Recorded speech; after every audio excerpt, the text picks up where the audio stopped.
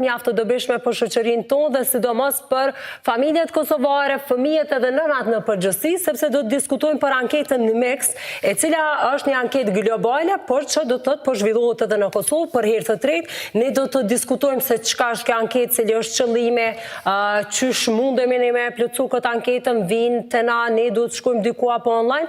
Krejt këto detaje do t'i kuptojmë tash përmes bisedës bashkë me mysafirët që i kemi në studio. Është Uta Halimi, e cila na vjen nga UNICEF dhe po ashtu Serveti Muriqi Gashi nga Agjencia e Statistikave të Kosovës. Mirëmëngjesi, mirë se na keni ardhur. Mirëmëngjesi, faleminderit. Është shumë kënaqësi që ju kemi këtu. Çka është Mix? Flasim, çka është kjo anketë? Anketa e treguesve të shumëfisht, apo Mixi, si që po i referohemi, është një anket globale, cila e familjeve, ekonomive familjare në përgjithësi, e cila është dizajnuar nga UNICEF-i për ma shumë se 2 dekada, edhe zhvillohet në më shumë se 100 shtete të botës. Kjo anket ka për qëllim të mbledh të dhëna për të monitoruar situatën e fëmijëve dhe familjeve, si dhe për të parë progresin në një numër të madh të treguesve social. Në Kosovë, kjo anketë po zhvillohet për herën e tretë, kësaj radhe, gjithnjë në bashkëpunim të ngushtë me Agjencinë e Statistikave të Kosovës, e cila ka filluar me Mixin e parë që zhvillu në vitin 2014, pastaj kemi pasur raundin e dytë të Mixit në vitin 2019 dhe aktualisht jemi duke zhvilluar raundin e tretë të Mixit, i cili është i vitit 2025, për cilin vetëm jemi me ekipet në terren. Do të dalin në terren, ç'është zhvillohet tash kjo dhe ç'është po shkon kjo faza e tretë? Ky hulumtim kryhet nëpër ekonomi familjare. Është anketa më e madhe globale dhe është anketa më e madhe e cila mbledh dhëna nëpër ekonomi familjare që na tregojnë situatën e fëmijëve. Mbledh shumë indikatorë që kanë të bëjnë me shëndetin e fëmijëve, me edukimin, me zhvillimin fëmijërit hershme, me punën, janë të dhëna të shumta që mbledhen dhe na tregojnë si është gjendja dhe si e ekonomive familjare nëpër familje. Këto të dhëna mbledhen përmes intervistuesve. Ne kemi pasur, ata kanë kaluar një proces të gjatë të trajnimit, derisa kanë qenë të gatshëm të dalin në terren dhe të mbledhin të dhëna. Intervistuesit tonë, na tashmë veç i kemi në terren, anketa ka filluar, të dhënat kanë filluar të mbledhen që nga shtatori, tashmë veç me kem kalu pjesën më të madhe të mbledhjes së të dhënave. Ata trokosin në përdyer në ekonomitë tona familjare dhe mbledhin këto të dhëna. Në krejt pa dallim, Kjo është mostër, do më thonë, jo në çdo ekonomi familjare, po statistikisht këto të dhëna janë përfaqësuese në nivel të vendit. Dhe mbledhen në ato ekonomi familjare të cilat janë të caktuara që do të shkojnë intervistuesit tonë me mbledh të dhëna. Deri tash pra zhvillu faza e tretë, që ka shku në këto 2 fazat e tjera, deri tash a kanë hezitu ndoshta qytetarët me u përgjigje, kanë ditë, kanë qetë njoftuar apo jo?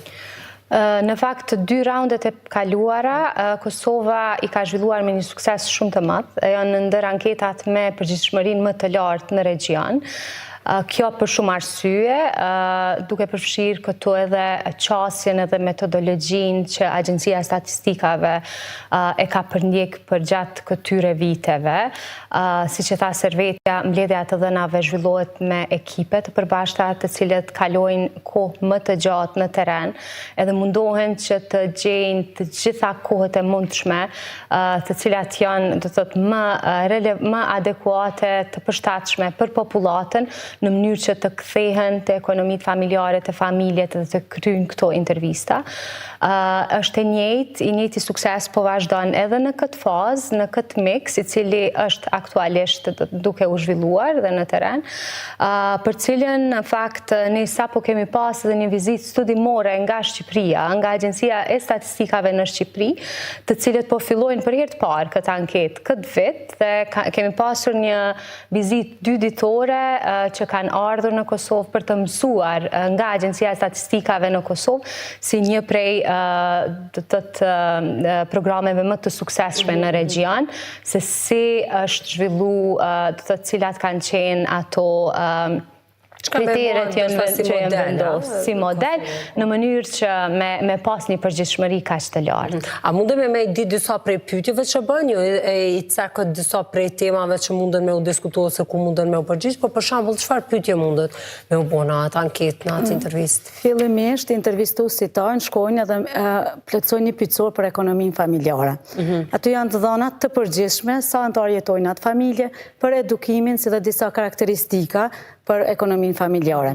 Pastaj, pasi plotësohet ky pyetësor, fillojnë me intervistat individuale, cilat kanë të bëjnë për femnat 15 deri në 49 vjeç, intervistat për meshkuj prapë të kësaj grup moshe 15 deri 49 vjeç, intervista për fëmijë, intervistohen gjithë fëmijët e moshës 9-5 vjeç dhe fëmijët e moshës 5 deri në 17 vjeç. Këto dhëna, këto që mlidhen në për këto ekonomi familjare janë shumë të rëndësishme. Pos kësaj, ne në për ekonomi familjare bëjmë matjen e peshës edhe gjatësisë së fëmijëve.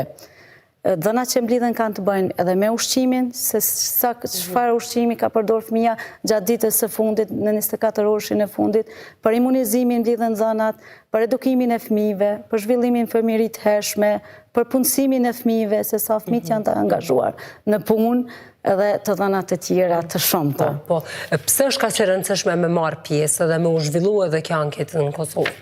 Në Kosovë, në fakt, miksi është një prej burimeve më të rëndësishme të informatave për gjendjen e familjeve, veçanërisht fëmijëve në Kosovë.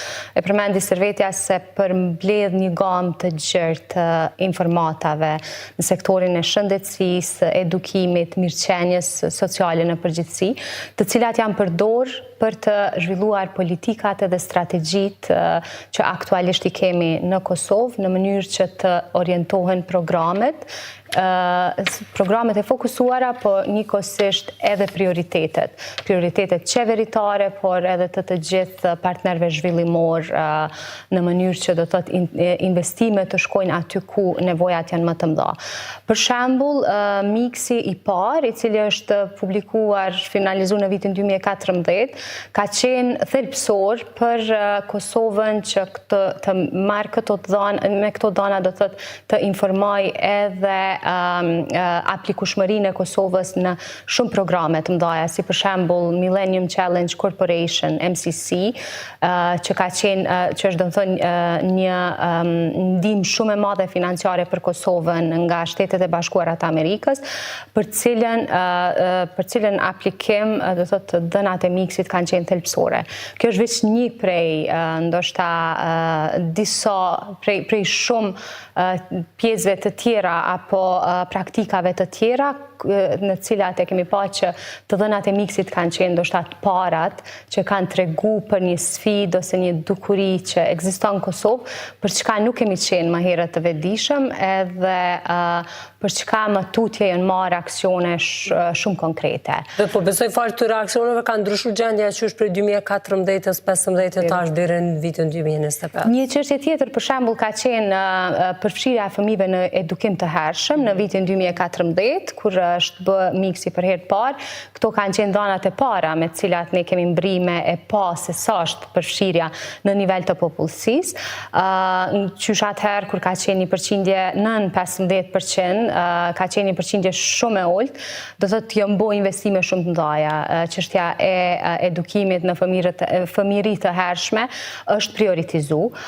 Nuk e sa i përket progresit, ende për të dëshiruar edhe do të thotë ka nevojë për më shumë punë në mënyrë që Kosova të mbri aspiratat e saj, por sidoqoftë do të thotë janë marrë hapa të shumë specifik, tu fillu prej alokimeve buxhetore, prej avancimit të kornizave ligjore, të cilat tash vetëm janë do të thotë në funksion.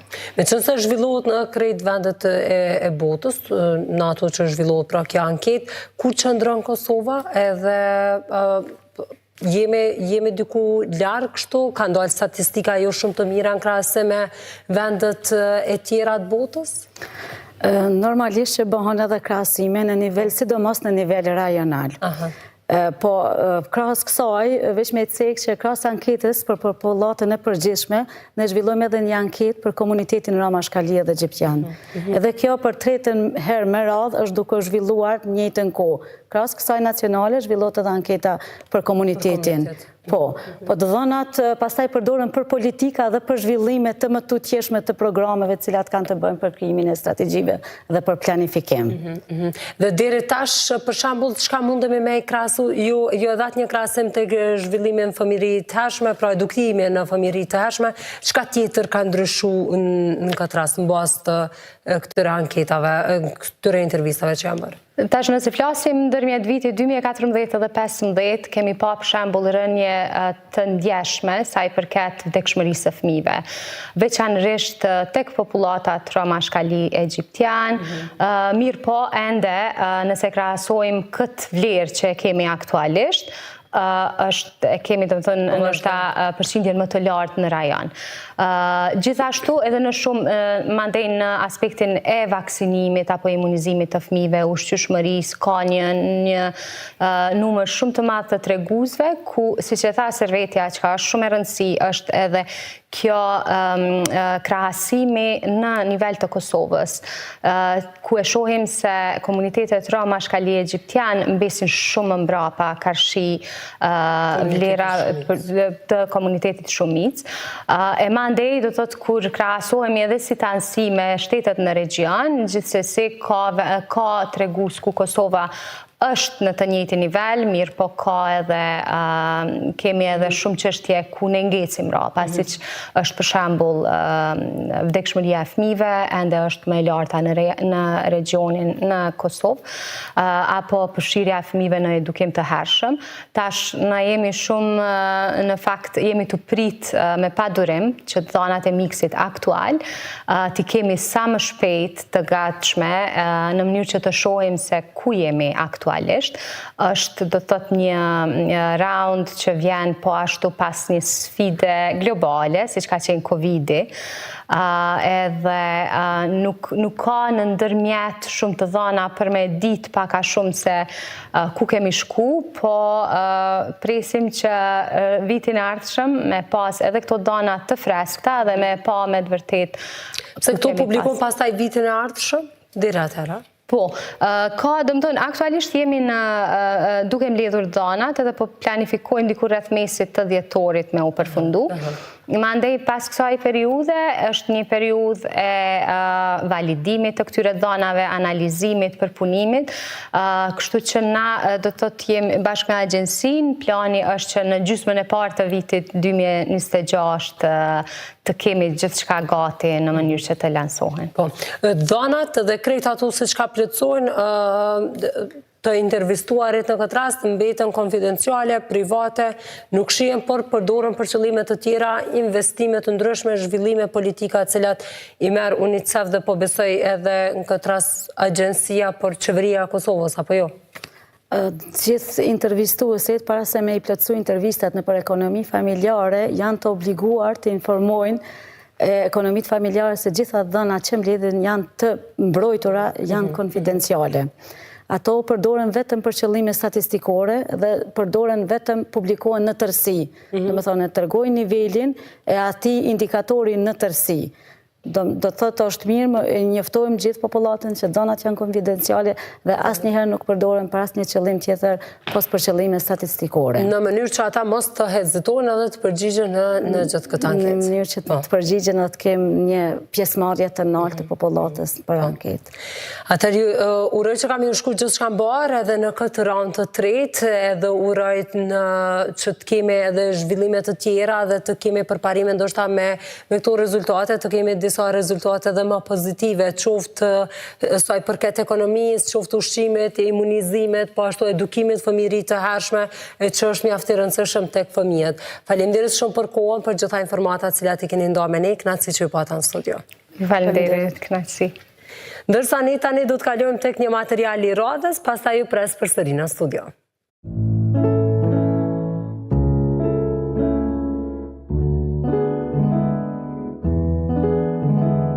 Në vetë përmban historinë e rezistencës kundër regjimit serb në Kosovë. Megjithatë, shumë nga qytetarët nuk e njohin burrin, statuja e të cilit është vendosur në qendër të Prishtinës.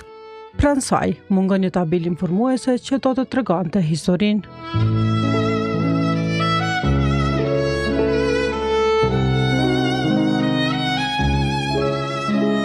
Bëhet fjalë për Faik Regjepin, një burr nga Presheva i cili në gusht të vitit 1990, bashkë me kolegët e tij nga Ferronikeli, kishin ardhur në kryeqytet që ta prisin delegacionin e Kongresit Amerikan.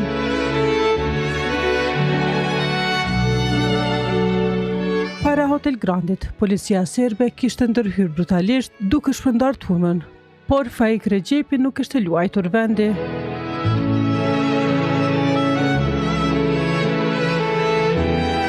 Regjepin e mban shumë mirë në mend, një qytetar i cili po ashtu ishte pjesë e kësaj ngjarjeje në atë kohë. Ai thotë se statuja e tij ka mbetur për gjuna dhe pas një përkujdesje institucionale. Kum qenë prezent në atë kryenorën Kongresit Amerikan, kum qenë prezent këtu te Paragrondit.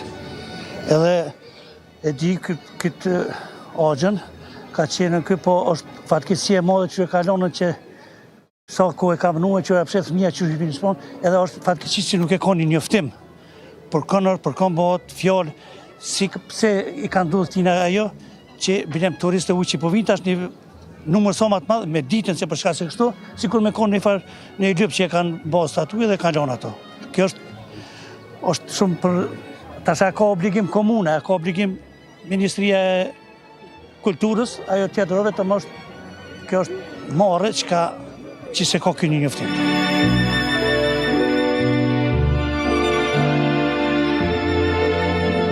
Mungesën e informacioneve në këtë statuj e në statujat e tjera në qendër të Prishtinës po e shohin si një problem shumë të madh edhe qytetarët e tjerë. Normal që na gjenerata jone kemi përjetuar dhe dim kur ka ndodhur, mirë po shumica e qytetarëve që vinë e shohin një figurë dhe nuk dinë çka është mbrapa. Si ide jemi ka qenë me bën një stand, një video se thjesht mi tregu rasti qysh ka qenë njerëzit me pa kur ka ndodhur dhe me ditë për çka, se shumica fatkeqësisht nuk e dinë çka ka ndodhur. Është shumë keq realisht, se patjetër duhet me pas bile ato informacione të bazë, që çdo kund botën e civilizuar atë kuptimin e ki, edhe njerëzit shkon dikun me një shtet tjetër e ki thjesht shënimet kur ka lind çfarë veprimtarie ka bën dhe pak a shumë e krijon një farë ide kush ka qenë, për ndryshe thjesht mu këm karaj, sa herë kaloj këtu si penge kam pse bile kum dosht me shku një ditë e përparimi dhe me thonën pse nuk kushton ajo ku me ditë çka. Veçit mrapa edhe thanë njerëzit e dinë për çka në pyetje, për ndryshe vinë fëmija, po nëse po edhe shumica e gjeneratave të reja nuk e dinë, e sidomos të hujt. Statun që a ullën ka qenë